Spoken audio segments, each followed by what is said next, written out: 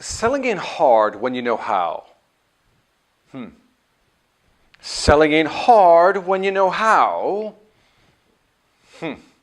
Selling ain't hard when you know how. Yeah.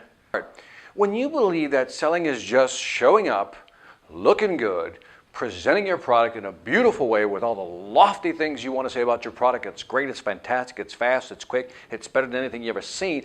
If that's what you believe selling is, then you will fail in the long run. Because today's consumer, it's a little smarter. He's a little smarter, she's a little brighter, they know what they want.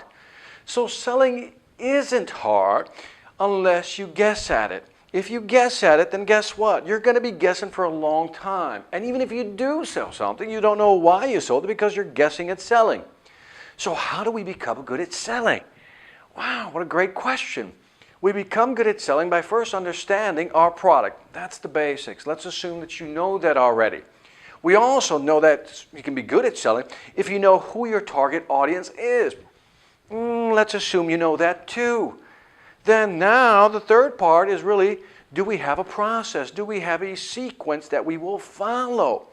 The third piece of the sales puzzle. And once you have the process, then within that process, we break it down into subgroups, so to speak, smaller processes, and then analyze what we need to say when we first meet the customer.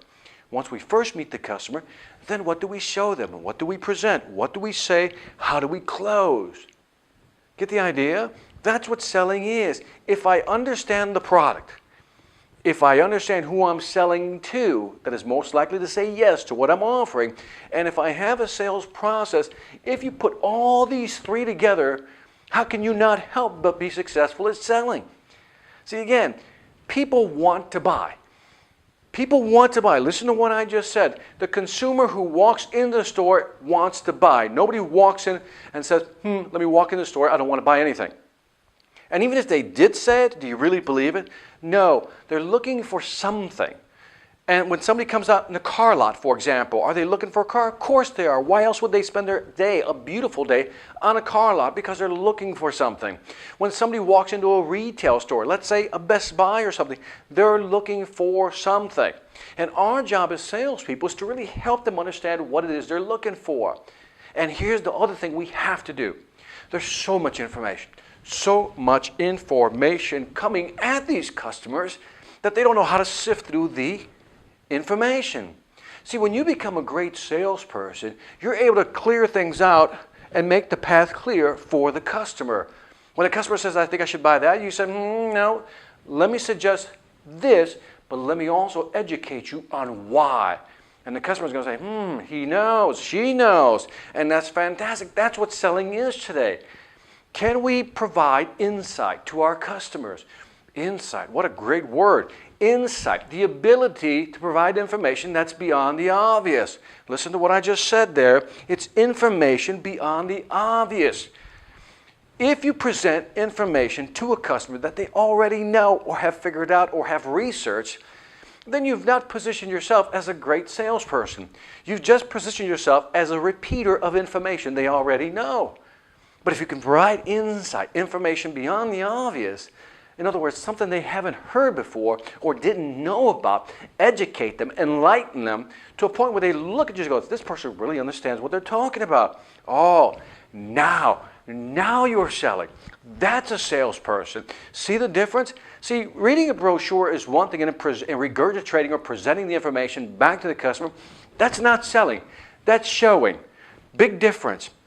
Selling is providing insight, giving them things they don't know, providing insight, information beyond the obvious. See the difference? Are you showing or are you selling? And the majority of people are over here. They're only just showing. They show up and show you the product, tell you about the product, but never really connect with the client to make them really understand why that product or service is the best. That's selling. So if today you find yourself just repeating information, you're showing, you're not selling. I want you to be a great salesperson. So what I want you to focus on is, how do you present great information?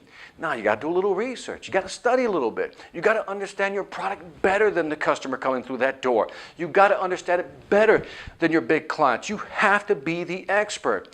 Now, Listen carefully to what I'm about to say, because you're probably saying, well, how do I gain that knowledge, Victor? How do I gain it?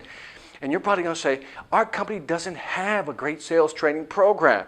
If that's what you're saying to yourself, shame on you.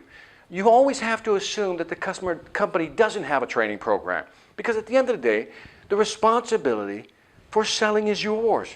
You're accountable for your sales number. And if the company doesn't have a sales training program, guess what? Go out and find the information. Go out and find the expertise. Go talk to people. Go talk to veterans, people who've been around in the business. Go talk to the people who actually developed the product. Find this information for yourself. Take that personal accountability and go get the information yourself. Don't wait for the company to spoon feed it to you. Figure it out for yourself. And if the company does have a great training program, great, fantastic. But beyond that training program, there's going to be information you're still going to need. And you need to go out and get what you need to make your number so you can make your commissions. Don't wait for the company to train you. I hear that a lot. Victor, but they don't have a training program. They just threw me out in the field. I get that. I sympathize with you. I've been there, but I learned early on. Stop your whining. Figure it out for yourself. That's why they're paying you. Get the idea? So as soon as we take personal accountability for our knowledge, for who we are and how we sell, then we've become, in other words, this walking P&L, profit and loss center. We see ourselves as a small business unit. In other words, we're going to go out there and sell, and you are accountable. In this case, I am accountable for selling. I'm accountable for the information I take in, the education, and the presentations I dish out. Oh, the presentations. Yeah, Victor, the presentations. Yeah, marketing doesn't give us a lot of information. What? Marketing doesn't give you a lot of information? Could be true, but so what? Just like I told you not to wait for the company to train you, don't wait for marketing to give you all the information. Again, figure it out for yourself. Try to compile this information. I know, Victor, but where do I get the information? It's all around you. Again, talk to people who've bought your product. Figure out from them, what is it that you like about our product that you bought from us? Why did you buy from us? Imagine going up to people who've already bought from your company and asking them that simple question, why did you buy from us? And the information you will garner from that will be invaluable. Stuff that maybe even marketing is missed, because you're asking the people who've bought and you're asking them the reasons why they bought. So maybe you're going to get better information. Then you take this information, then you talk to the veterans again. Say, hey, when you're selling, what are some of the things you say? How do you position your product? How do you kind of position it with messaging? How do you do that? And they're going to give you great information. And then you take whatever material you've given from the company, whether it's a PowerPoint presentation or slides, whatever it may be, and then what you do is you organize that in such a way that it fits with your sales process. Do you see what I'm going at here? I'm trying to get to is that don't worry about the company giving you training. Don't worry about them giving you the right information. Don't worry about marketing giving you the right slides or the right data or the right case studies or the right videos or the right materials. It doesn't matter. At the end of the day, you have to take personal responsibilities on you, on selling. This is your job. Remember, you are a standalone business unit. You are responsible for your revenues. Nobody else is. At the end of the day, you have a quota and you better hit that quota or else, well, you know the consequences if you don't. Get the idea? I'm trying to give you a mindset here, because too often we wait for other people to do things for us, and then we use as an excuse not to actually sell. In other words, I didn't get the proper training, marketing didn't give me the right information, and engineering didn't include that feature. Oh, engineering. Yeah, I forgot about those guys. Yeah, they never give us all the right features, right? Because salespeople, God forbid, we always need new features, right? But here's the reality. Sell what you have.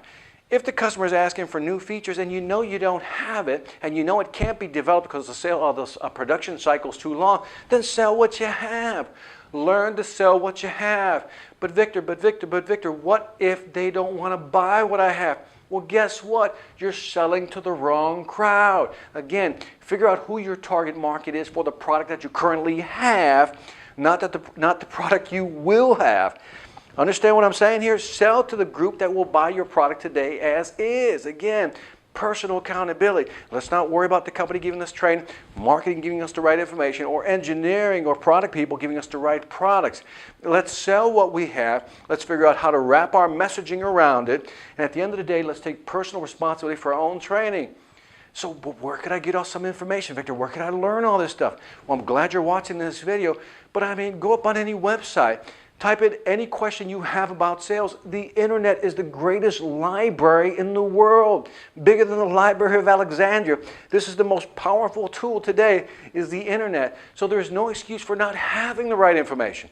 It blows me away when people say, well, I don't know how to do that. Are you kidding me? You don't know how to do that? Well, Google it.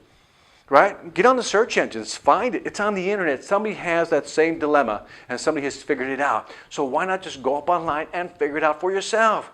See, I'm trying to give you a mindset here, because when you take personal responsibility for you, your sales ability, your accountability for your numbers, and your personal development, this is what I'm talking about. Listen carefully, because I want to summarize with this message. If you can sell, listen carefully. If you can sell, and you can sell well, and you become very good at selling, you will never need a job. What do I mean by that?